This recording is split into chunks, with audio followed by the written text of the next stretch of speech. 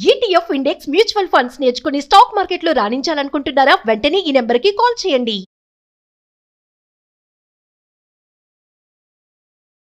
నమస్తే రమగారు. నమస్తే జయ. రమగారు, ఈరోజు ఏం స్టోరీ చెప్పబోతున్నారు? భక్తి భక్తిని గురించిన ఒక కథ చెప్తాం. ఓకే, అంటే భక్తిని పెంపొందించటమా? పెంపొందించడం కాదు, అసలు భక్తి, నమ్మకం, అపనమ్మకం, భగవంతుడిని తెలుసుకోవడం, తెలుసుకోకపోవడం, ఆ జ్ఞానికి అజ్ఞానికి ఉండే వ్యత్యాసం ఓ ఏమిటి? ఇంట్రెస్టింగ్ అండి. విషయం ఇంట్రెస్టింగే, కథ కూడా చాలా ఇంట్రెస్టింగ్ గా ఉంటుంది. చెప్పండి. ఇప్పుడు చాలా కాలం క్రితం పల్లెలు వాట్లల్లో పెద్దగా దేవాలయాలు అవి లేని ఊళ్ళు ఉండేవి వరకు. ఇప్పుడు ప్రతి పల్లెకి బోల్డని దేవాలయాలు, చిన్న చిన్న ఊళ్ళల్లో కూడా పెద్ద పెద్ద కట్టడాలు అవన్నీ ఉన్నాయి. కాదు రమగారు, ప్రతి గ్రామానికి ఒక రామాలయం అంటారు కదండి. రామాలయం అంటే ఒట్టిగా మండపం, ఒక మందిరం లాంటిది. రాముల వారి విగ్రహాలు, ధూపదీప నైవేద్యాదులు అవి ఏముండవు. ఇప్పుడు మా ఊరుందా, మా ఊళ్ళో ఒట్టి రామభజన మందిరమే అది. రామాలయం అంటే సీతారాముల లక్ష్మణుల విగ్రహాలు, ఇవి షోడశోపచారాలు చేయటాలు అవి చాలా తక్కువే చేయ. భజనలు ఉండేవి, రామ్ భజన చేస్తారు. మాకు 2 రామభజన మందిరాలు ఉండేవి. ఇప్పుడు కూడా అవే రామభజన మందిరాలు ఉన్నాయి. అక్కడ విగ్రహాలు ఏముండవు, ఏమి లేదు. 2 పటాలే, అక్కడో పటం ఇక్కడో పటం. ఇక్కడ కొన్ని జాతుల వాళ్ళు ఇక్కడ, కొన్ని జాతుల వాళ్ళు అక్కడ చేసుకోవడం. ఇప్పుడు ఒక మహాలక్ష్మి వారు, మా ఊళ్ళ అమ్మవారు వెలిసిన ఒక దేవాలయం ఉంది, మా వాళ్ళు కట్టింది అంతే. ఇది కూడా దేవాలయం అంటే పెద్దగా మనకి గోపురాలు అవి ఉన్నది ఏం కాదు. ఒక భక్తికి ఒక సులువైన మార్గం అంతే. భగవంతుని తలుచుకునేందుకు సులువైన మార్గాలు. ఇప్పుడు పల్లెటూళ్ళల్లో, కొండ కోణల్లో ఎక్కడుండేవి దేవాలయాలు? ఉండేవి కాదు. అయితే ఏమైంది, పూర్వం చాలా కాలం క్రితం ఒక పల్లెటూరుకి ఆనుకుని ఒక కోయ జాతులు కొండవాళ్ళు ఉండే ఒక పెద్ద అడవి ఉండేది. పల్లెటూళ్ళలో ఏదో సామాన్య పాఠక జనం ఉండేవాళ్ళు, 4-5 బ్రాహ్మణ కుటుంబాలు కూడా ఉండేవి. ఏదో ఎలాగోలాగా అప్పుడు ఏంటంటే కొద్దిగా చారెడు భూమి ఉంటే ఏదో దున్నుకుని వచ్చిన వడ్లతోటి అన్ని మారకపు రోజులు, వస్తు మార్పిడి రోజులు. అలాగే ఏదో బతికేవాళ్ళు. పెద్దగా డబ్బులు గిబ్బులు అన్ని చోట్ల డబ్బు ఉండటము, ధనంగా ధనికులు భూస్వాములు ఉండే రోజులు కావు అసలు అవి. ఒకవేళ ఉన్నా ఎక్కడో పెద్ద ఊళ్ళల్లో ఉండేవాళ్ళు. ఈ పల్లెల్లో వాట్లలో ఏదో ఉంటే పొలాలే తప్పిస్తే డబ్బున్న వ్యవహారం ఏమీ కనపడేది కాదు. అయితే ఈ పల్లెటూరును అనుకుని మొన్న అడవి ఉంది కదా, అందులో కొన్ని కోయా కొండ జాతుల వాళ్ళు ఉండేవాళ్ళు. అయితే ఏమైందట, ఓ సంవత్సరం బాగా వానలు పడి పైనుంచి ఒక సెలయేరులో కొన్ని దుంగలు అవి కొట్టుకొస్తాయి కదా అట్లా. అవునండి. ఒక చెట్ల కొమ్మలు కొట్టుకొస్తాయి, దుంగలు కొట్టుకొచ్చేస్తాయి. వానకి మొదలు కదిలిపోయి చెట్లు పడిపోతాయి, అదంతా కింద కొట్టుకొచ్చేస్తుంది. అట్లా కొట్టుకొచ్చిన వాటిల్లో ఒక అంత పెద్ద చింతమొద్దు దొరికింది వాళ్ళకి. చింతమొద్దు దొరికితే అది బాగుంది అనుకున్నారు. ఇప్పుడు మిగిలిన చెట్లు అన్ని ముక్కలు చేసి పెట్టుకున్నారు. ఈ చింతమొద్దుని మామూలుగా ఏం చేస్తారంటే చింత కానీ, వేప కానీ, మామిడి కానీ నీటిలో బాగా నాననిస్తారు. దాన్ని ఏదో అంటారు, పేరు గుర్తు రావట్లేదు. దీన్ని ఏంటంటే దాని లైఫ్ పెరుగుతుంది అనమాట. నీటిలో నానిన కొద్దికి గట్టిదనం వస్తుంది చక్కకి. తర్వాత దాన్ని ఆరబెట్టి దాంతో ఫర్నిచర్ చేసుకుంటారు. సీజనింగ్ అంటారు. సీజన్డ్ వుడ్ దాని పేరే అది. ఆ సీజనింగ్ ఏంటంటే నీళ్ళలో పడేసేయటం అనమాట. నిద్రగన్నేరు చెట్లు కూడా కొట్టేసి పెద్ద పెద్ద దుంగల్ని చెరువుల్లో పడేస్తారు. పడేసి కొంతకాలం బాగా అది నానిన తర్వాత దాని లైఫ్ పెరుగుతుంది. ఆ చెక్క లోపల ఇంక్లూషన్స్ ఉంటాయా, వరుసల లోపల ఆ తెరలు అవన్నీ ఫిక్స్ అవుతాయి అనమాట. దానికి బిగు వస్తుంది ఆ చెక్కకి. అట్లా ఈ నీళ్ళల్లో నాననిచ్చారు. ఆ చింతమొద్దుని ఒకరోజు పగలేద్దామని దాన్ని తీసుకొచ్చి బయట పెట్టుకున్నారు. బాగా ఆ మాత్రం ఎత్తుగా ఉన్నది, బాగా మంచిది. ఇట్లా కావలించుకుంటే ఒక పెద్ద 2 బలాఢ్యులు అట్నుంచి ఇట్నుంచి పట్టుకున్నా వాళ్ళ చేతులు కలవనంత పెద్ద దుంగ అది. 2 బలమైన వాళ్ళు 2 చేతులు అట్నుంచి ఇట్నుంచి కావలించుకుంటే బాగా ఆ మాత్రం కైవారం ఉంటుందా, అంతకంటే ఎక్కువ, అంత పెద్దది, అంత పెద్ద దుంగ. అంత పెద్దదంటే చాలా మంచి వస్తువులు అవి బాగా తయారవుతాయి అని భావించారు. అయితే ఏం చేశారు, నీళ్ళ నుంచి బయటపడేసారు. కొద్దిగా ఆరాక దాన్ని పగలేయటానికి కొట్టేసరికల్లా ఏమైందంటే దానికి బార్క్ లాగా ఉంటుంది కదా, అది ఏమంటారు మన బెరడు, అది ఊడిపోయి దుంగ కొంచెం పక్కకి వాలితే కింద అది పగలగొట్టడానికి దుంప తెగింది. ఒక కుర్రాళ్ళు కొంతమందికి నేల మీద పడుకున్నారు. ఒక కుర్రాడు నేల మీద పడుకుని ఇట్లా అలా చూసేసరికి ఆ దుంగకి ఇవి చెక్కల్లో ఒక రకమైన తెరలుగా ఒక డిజైన్ లాగా ఉంటుంది కదా, ఆ డిజైన్ ఎలా కనపడిందంటే దాని మీద ఉన్నది ఆ దుంగకి 2 కళ్ళు ఉన్నట్టు కనపడింది వాడికి. ఓ ఇది చూస్తోందిరా అన్నాడు. చూడడం ఏమిటి, దాన్ని నిలబెట్టారు. చూస్తే ఇట్లా నిలువుగా ఉన్న దుంగకి ఇట్లా 2 కళ్ళల్లే కనపడ్డాయి. అప్పుడు వాళ్ళు ఏమనుకున్నారు, ఎంత కొట్టినా కసుగందల చెక్క, ఇక్కడ బెరడు మాత్రం ఊడింది అంతే. చూస్తున్నట్టుంది. చూస్తుంటే వాళ్ళకి సంతోషం వచ్చేసింది. ఈ దొంగని ఇది జేజి అని భావించారు. భావించి ఏం చేశారు, ఆ చెరువు పక్కనే ఎక్కడ సెలయేరు ఎక్కడ కిందకు వచ్చిందో దానికి కొంచెం పక్కగా ఆ తడి ఇవక లేకుండా చూసుకుని ఓ చోట నిలబెట్టారు. నిలబెట్టి బొట్టు పసుపు రాసి బొట్టు పెట్టుకున్నారు. అక్కడి నుంచి ఆ దొంగని జేజిగా భావించి రోజు దండం పెట్టుకోవటం మొదలుపెట్టారు. పసుపు రాసేవాళ్ళు, బొట్టు పెట్టేవాళ్ళు. ఏదో శుక్రవారాలు శనివారాలు ఏమీ తెలియదుగా వాళ్ళకి. అమాసలు పుణ్యాలు తెలుసు, కార్తెలు తెలుసు. ఆ ప్రకారంగా అప్పుడు ఆ కార్తెలు అమ్మవారికి చేయవలసిన కొలుపులు ఈ దొంగ జేజికి చేసుకునేవాళ్ళు వాళ్ళు. అయితే ఒకనాడు ఈ పక్కన పల్లెటూళ్ళలో బ్రాహ్మణ కుటుంబాలు ఉన్నాయి కదా, ఈ పల్లె నుంచి ఒక ఆయన అటు దారిపోతూ చూసి ఇట్లా నిలబడి ఉన్న అమ్మవారిలో ఒక శక్తి ఆయన ఆకర్షించింది. ఆ నేత్రాలు కూడా చూస్తున్నట్టుగా కనపడ్డాయి. వీళ్ళు పైగా చక్కగా పసుపు రాసి బొట్టు అది పెట్టేసరికి పైన బొట్టు కింద నేత్రాలతోటి చాలా ఆకర్షణీయంగా కనపడింది. ఆయన ఏమనుకున్నాడంటే ఏదో శక్తి వెలిసింది ఇక్కడని రోజు దీపం పెట్టేవాడు. ఏం పెద్ద విశేషం ఏం లేదు, వచ్చి దీపారాధన చేసేవాడు.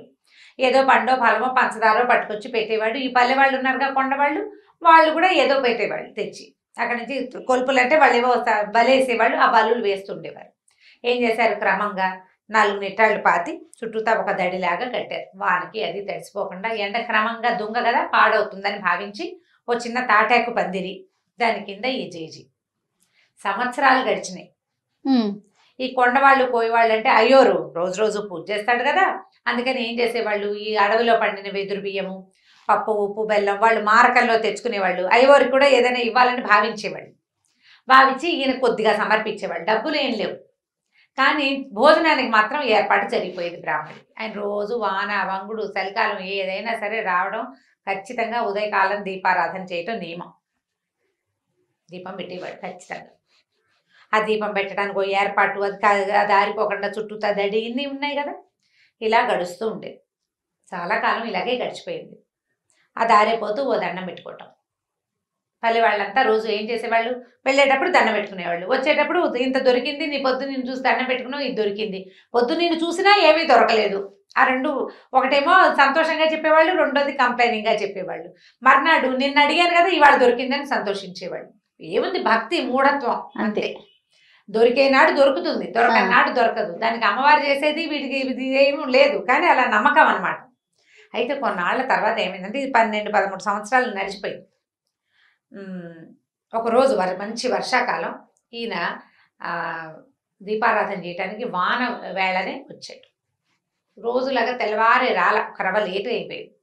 ఇతను వచ్చేసరికల్లా ఆయనకి ఎట్లా కనపడిందంటే దూరం నుంచి ఒకడెవడో ఒక గుర్రం కట్టేసింది కింద. ఈ అమ్మవారి తాలూకు తాటాకుల పాక దగ్గరే ఒక గుర్రం కట్టుంది. గుర్రం బాగా తడిసిపోయింది, ఎప్పటి నుంచో వానలో తిరుగుతోంది. ఒక మనిషి అక్కడ నుంచుని ఉన్నాడు. దూరం నుంచి చూస్తే వాడి పెద్ద ఆజానుబాహుడు, కటువుగా ఉన్న రూపం. వాడి బట్టలు అవన్నీ ఎలా ఉన్నాయంటే మొరటుగా ఉన్నాయి.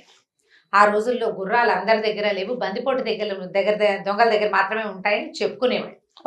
వీడెవడో బందిపోటు దొంగ. వాడు అమ్మవారితో ఏదో అక్కడ నిలబడి మాట్లాడుతున్నాడు. ఇటు వచ్చి వెనక్కి వచ్చాడు. అమ్మో వీడు వచ్చేస్తున్నాడు అని చెప్పి ఆయన దగ్గరికి వెళ్ళకుండా దూరంగానే చెట్టు చాటును నిలబడ్డాడు. వాడు ఏం చేశాడు, ఆ గుర్రానికి కట్టి ఉన్న సామాన్లలో ఒక గొడ్డలు తీసుకెళ్ళాడు. గొడ్డలు తీసుకెళ్ళి ఆ గొడ్డలతో ఆ చెట్టుని నరకబోయాడు. ఆ జేజిని, ఆ దుంగని నరకబోయాడు. నరకబోయేసరికి ఆ దుంగల నుంచి ఒక ఆవిడ బయటకు వచ్చింది. అదంతా ఈ బ్రాహ్మణ ఆయన చూస్తున్నాడు. ఇక్కడ ఏం జరిగింది, ఇతను ఒక బందిపోటు దొంగ. 4-5 రోజులుగా దారులు కాచి సంపాదించడానికి ప్రయత్నం చేస్తున్నాడు. ఏ అవకాశము అతనికి కుదరలేదు. పోనీ 4 కట్టెలు కొట్టి ఇంటికి పట్టుకెళ్తే ఇంట్లో వాళ్ళు కాస్త కలుగంజో తాగుతారంటే, వర్షాకాలం వాన విపరీతంగా, ఎక్కడా కట్టె లేదు, ఏమీ లేదు. ఇంట్లో ముసలి తల్లి ఉంది, కడుపుతో ఉన్న భార్య ఉంది, 1-2-3 చిన్నపిల్లలు ఉన్నారు. వాడికి ఆహారం అవసరం ఇంటికి. దొంగే వాడు ఇదంతా చూసి ఎక్కడ అడవిలో దొరక్క తిరిగి వెళ్ళిపోతూ ఈ దుంగను చూశాడు. ఈ కట్టడంలో ఉండి ఏమి తడి అంటూ అంటకుండా ఉన్నది. దీన్ని పగలేసి సగమైన గుర్రం మీద మోసుకెళ్ళిపోతే ఓ సంచి తెచ్చుకున్నాడు. గోన్ సంచి కూడా ఉంది వాడి దగ్గర. తడవకుండా పట్టుకెళ్ళిపోతే పట్నం పట్టుకెళ్ళి అమ్మేసుకోవచ్చు, ఇంట్లో వాళ్ళకి 4 నూకలు వస్తాయి, కాస్త 2 నూకలు కొనుక్కోవచ్చు. ఆ ఉద్దేశంతో అతను ఏం చేశాడు, ఇక్కడ ఏమి ఆ వస్తువు దొరికింది ఏమీ లేదు, పూజ జరుగుతోందని తెలిసింది, కానీ పూజ ఏమిటి దుంగకి, తను చేయడు ఆ పూజ, జస్ట్ చూశాడు అంతే. గొడ్డలు తీసుకొచ్చి నరకబోయాడు. నరకపోతే అందులోంచి అమ్మవారు లేచి బయటకు వచ్చింది. వీడికి కనపడుతోంది బ్రాహ్మణ ఆయన నిమిత్తలు ఉంచినాడు కదా పెద్ద మనిషి. ఈయనకి ఎలా కనపడింది? ఒక చామన్ ఛాయిగా ఎత్తుగా పెద్ద బొట్టు పెట్టుకుని, కొప్పు వెనకాల పువ్వులు అవి ఉన్నాయి, ఏదో ఒక నేత చీర కట్టుకున్న ఒక నడి వయసు పాటక స్త్రీలాగా కనిపిస్తోంది. కానీ ఖచ్చితంగా దొంగలోంచే వచ్చింది. ఓ అప్పుడు ఆవిడ ఏం చేసింది?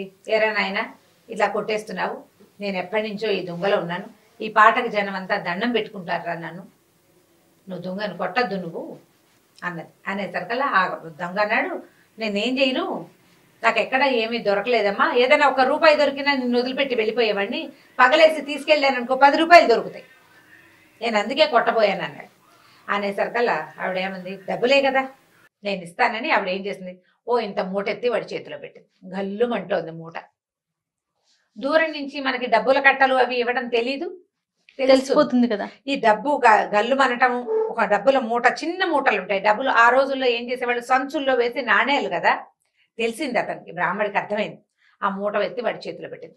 వాడి వీడికి వంగి వీడి కాళ్ళకి దండం పెట్టి వెళ్ళిపోయాడు. ఆవురా 12-13 సంవత్సరాల నుంచి అర్చన చేస్తుంటే 10 పైసలు ఇవ్వలేదే నాకు, వీడెవడ గొడ్డలెత్తితే ఇచ్చేసింది. ఇదనమాట మార్గం. ఇదే కదా మార్గం. సరే ఏం చేశాడు, ఆ దీపారాధన పక్కన పెట్టి ముందు ఇంటికి వెళ్ళిపోయాడు. మళ్ళీ ఊళ్ళోకి వెళ్ళి గొడ్డలు పుచ్చుకొచ్చాడు. గొడ్డలు పట్టుకొచ్చాడు. సరే దీపాన్ని సామాన్లు కూడా పట్టుకెళ్ళి అన్ని అక్కడ పెట్టి గొడ్డలు ఎత్తాడు కొట్టడానికి. ఎత్తటం ఏమిటి, గంటలు గణ గణ గణ గణ మోగిపోయింది. 1 గంట ఉంది అక్కడ. 1 గంట ఎన్ని గంటలు గానో మోగింది. పెద్ద వెలుగు వచ్చింది ఒకేసారి. ఒక పిడుగు పడితే మెరుపు వస్తే ఎలా వస్తుంది, ఆ మెరుపు మనకు కంటి ముందే మెరిస్తే కళ్ళు చీకట్లు గమ్మిపోవు మనకి.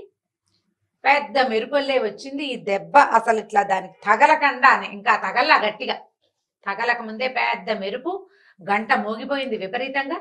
కళ్ళు కాసపోయినాయి బ్రాహ్మణాయనకి. అమ్మో నా కళ్ళు కనపట్ల, మెరుపు కళ్ళు మిరుమిట్లు కొలిపోయి ఇవి గొడ్డలి పడిపోయింది. కళ్ళు మూసుకుని కింద కోలుపడిపోయాడు. అక్కడి నుంచి లోపల నుంచి అమ్మవారు లేచి బయటకు వచ్చింది. బయటకు వచ్చేసరికల్లా, ఏం బ్రాహ్మణాయన అదేమిటమ్మా, నన్ను గుడివాడిని చేసేసావు నువ్వు, ఇందాకటి వాడు కొట్టినప్పుడు వాడికి కొడుతుంటే వాడికి డబ్బు ఇచ్చేవే, ఇన్నేళ్ల నుంచి నిన్ను సేవిస్తున్నాను, నాకు ₹1 ఇవ్వాల, పైగా కొడితే డబ్బు ఇస్తావని నిన్ను కొట్టబోయాను నేను, వాడికి డబ్బు ఇచ్చి నా కళ్ళు పోగొడతావా నువ్వు, నీకు భక్తుడిని కదా, 12-13 ఏళ్ళ నుంచి నిన్ను సేవిస్తున్నాను ఇన్ని సంవత్సరాలుగా అనేసరికల్లా ఆవిడ ఏమందంటే, నిజం నువ్వు నా భక్తుడివి, వాడు నా భక్తుడు కాదు, వాడికి నేను ఉన్నట్టే తెలీదు, నన్ను అమ్మవారిగా భావించి కొట్టలే, వాడు దుంగగా భావించి కొట్టాడు, వాడు అజ్ఞాని, ఇందులో దేవుడు లేడని వాడు అనుకున్నాడు. నీకు తెలుసు నేను ఇందులో ఉన్నానని, నీకు తెలుసు కదా, తెలిసి నువ్వు నన్ను కొట్టబోయావు. భగవంతుడని తెలిసి, శక్తి అని తెలిసి కొట్టబోయిన వాడికి కళ్ళు పోవాలా, ప్రాణం పోవాలా? వాడు అజ్ఞానంతో చేశాడు, వాడికి తెలియదు, అసలు నేనెవరో తెలియదు వాడికి. నువ్వు 12-13 సంవత్సరాల నుంచి నేను ఇక్కడ ఉన్నానని నమ్మేవు, నాకు రోజు దీపం పెట్టావు, నువ్వు పెట్టిన దీప వెలుగులోనే ఈ ఊరి జనమంతా నన్ను చూసి దండం పెట్టారు. ఒక్కరోజు కూడా అన్నానికి వెతుక్కున్నావా నువ్వు? ప్రతిరోజు నీ అన్నం ఏర్పాటు చేశాను నేను, నువ్వు నాకు దీపం పెట్టినందుకు ప్రతిగా నీకు భోజనం ఏర్పాటయ్యింది, అది నేనే చేశానని మరి నేను కాకపోతే ఎవడు చేశాడు? వాళ్ళు నీకు తెచ్చిచ్చారు, నాకు నువ్వు దీపం పెట్టావు కాబట్టి వాళ్ళు నీకు ఇచ్చారు. మీ ఇంట్లో నువ్వు పెట్టుకుంటే తెచ్చియ్యరు కదా. ఇప్పుడు వాడు అజ్ఞానంతో కొట్టాడు, వాడికి నేను వద్దన్నా కొడతాడు, నేను వాడిని ఏం చేయలేను, ఎందుకంటే వాడు నన్ను నమ్మడు, అసలు నేను తెలియదు వాడికి. నీకు తెలుసు, తెలిసి నువ్వు చేయొచ్చా ఈ పని? తెలియని వాడు ఏ తప్పు చేసినా ఓకే, తెలిసిన వాడు చెయ్యొచ్చా? ఇది తప్పని నీకు తెలుసు, చెయ్యకూడదు కదా, అందుకే నీ కళ్ళు పోయినాయి. ఇప్పుడు చెప్పు, 100 నాణేలు వాడికి ఇచ్చాను, నీకు కావాలంటే ఇస్తా. మళ్ళీ 100 నాణేలు వాడికి ఇచ్చాను, నీకు కావాలంటే ఇస్తా. కళ్ళు కావాలా 100 నాణేలు కావాలా తేల్చుకో. నేను కావాలా నీకు, 100 నాణేలు కావాలా? ఇప్పుడు సమాధానం ఏది? బ్రాహ్మణుడు నిర్ఘాంతపోయాడు. కాదు, డబ్బుకు ఆశపడ్డాను నేను, ధనదేవత నన్ను అట్లా పిలిచింది, ఇన్నాళ్ళు నువ్వు నాకు అన్నం పెడుతున్నావన్న జ్ఞాపకం నాకు లేదు, నీ వల్లే నేను ఉంటున్నాను, నువ్వు నన్ను ఉండనిచ్చావు కాబట్టి ఉన్నాను ఇన్ని సంవత్సరాలు. నేను ప్రతిరోజు దీపం నేను పెట్టట్లేదు, నన్ను నువ్వు పెట్టనిచ్చావు. గుర్తించాడు. మనకు అవకాశం ఇస్తాడమ్మా భగవంతుడు. నేను చేస్తున్నానని అనుకుంటే ఎట్లా? ఈ పని చేసేందుకు నాకు అవకాశం భగవంతుడు ఇచ్చాడు. ఆయన ఇవ్వదలుచుకోలేదు, శక్తి మనని ఈ పని చెయ్యనివ్వలేదు అంటే చెయ్యనివ్వదు అంతే. ఇంకా చెయ్యనివ్వదలుచుకోకపోతే ఇక చెయ్యదు, ఏం లేదు, సున్నా. మనం ఇదంతా నీ ప్రతిభ ఎట్లా అవుతుంది? నీ కాలు చెయ్యి కదులుతున్నాయంటే నీ వల్ల? అది కాదే, నీ వల్ల కాదు, ఎవ్వడి వల్ల కాదు. నీ లోపల అంతర్జ్యోతి ఒకటి వెలుగుతున్నంత సేపే నువ్వు చేయగలుగుతావు. ఆ జ్యోతి కొడిగట్టిన మసిబారిన నీ వల్ల కాదు. దాన్ని అలా వెలిగించి ఉంచేదే భగవత్ శక్తి. అది ఒప్పుకుంటేనే నీ కాళ్ళు చేతులు అన్ని సమస్తము వదులుతాయి, నువ్వు చేస్తావు క్రియ, ఏదో విజయం సాధిస్తావు. భగవంతుడు ఒప్పుకోనిదే, శక్తి ఒప్పుకోనప్పుడు ఇంకా నువ్వు చేసేదేం లేదు. అవును. దాంతో ఆవిడ కాళ్ళు పట్టుకున్నాడు, నన్ను రక్షించు, నాకు బుద్ధి వచ్చింది, నేను జ్ఞానిగా ఉన్న అజ్ఞానిని భగవంతుడు ఉన్నాడని తెలిసినా తెలుసుకోలేని అజ్ఞానిని నేను, నన్ను నాకు కరుణించమంటే ఆవిడకి కళ్ళు వచ్చేసినాయి బ్రాహ్మడికి. కానీ ఆ అమ్మవారు అతనికి కనపడలా. బతిమలాడుకున్నాడు, కనిపించమని. నాకు ఒక్కసారి కనపడు, దూరం నుంచి చూశాను నిన్ను దగ్గర నుంచి చూసే అవకాశం నాకు ఇవ్వు. ససేమిర అనలేదు. జీవితంలో అతను ఆ శక్తిని చూడలేడు. ఇప్పుడు అసలు అమ్మవారు ఒక శక్తిని ఈ చెక్కలో ఉందని వాళ్ళు పూజిస్తున్నారని తెలియని అజ్ఞాని, ఒక దారులు కాచే దొంగవాడికి సాధారణంగా మనిషి రూపంలో ప్రత్యక్షమయ్యి వాడితో మాట్లాడి వాడిని నెమ్మదిపరిచి వాడికి కావాల్సిన డబ్బులు ఇచ్చి ఈ పని చేయబోక అని చెప్పి పంపించేసింది.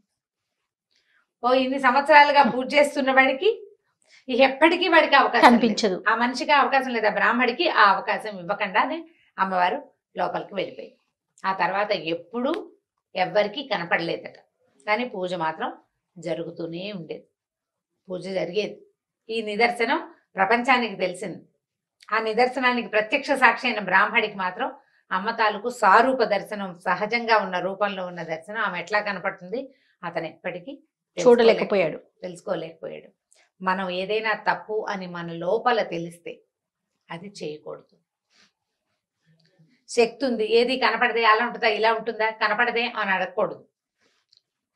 దాని స్వరూపాన్ని నీకు ఒకసారి అర్థమైతే నీ లోపల తెలుసుకోవడానికి ప్రయత్నించాలి. మనసులో ఆ జ్ఞాన దృష్టితోటి తెలుసుకోవాలి. సాకారమైన రూపంలో చూడాల్సిందేనని, నువ్వు కనపట్టలేదు కాబట్టి లేదని ఇలాంటి మాటలు మాట్లాడకూడదు.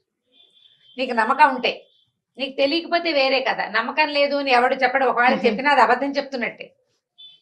అది అబద్ధం చెప్తే ఇప్పుడు ఉన్నాయి కొంతమంది చూడండి వితండవాదం చేస్తా ఉంటారు. ఏది ఎక్కడుంది, ఇక్కడుందా, అక్కడుందా చూపించండి అని. ఇలాంటి వాళ్ళకి ఇలాంటి కథ నిజంగా చెంప పెట్టే కదా. మన శరీరంలో ప్రాణం ఎక్కడుందో ఒక చోట నువ్వు చూపించు, నువ్వు చేయలేదు. అది ఇందులో ఒక్క పదార్థం నువ్వు చేసింది కాదు. నీ శరీరంలో నువ్వు పైన గోళ్ళకి రంగేస్తావు, ఏది గోరు మొలిపించు, నీ వల్ల అవుతుందా? గోరింటాకు గోళ్ళని పెట్టుకుంటాం. ఈ చర్మం తెప్పించు ఎక్కడి నుంచి అయినా. చర్మం దానంతటది తెచ్చుకుంటుంది. రిపేరబుల్ పొజిషన్ లో ఉంటే బాడీ దాన్ని రిపేర్ చేసుకుంటుంది. అది ఎవ్వరూ చేయలేరు. ఇవన్నీ దానంతటది చేయవలసిందే తప్ప నువ్వు చెయ్యని దానికి నువ్వు సాక్ష్యాలు అడిగితే ఎలా కుదురుతుంది?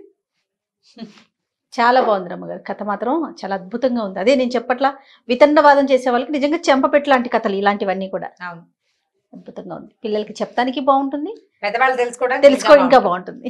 రైట్ అండి, నమస్తే. ఈ వీడియో కనుక మీకు నచ్చినట్లయితే లైక్ చేయండి, షేర్ చేయండి. మరిన్ని ఇంట్రెస్టింగ్ వీడియోస్ కోసం మా ఛానల్ని సబ్స్క్రైబ్ చేసుకోండి.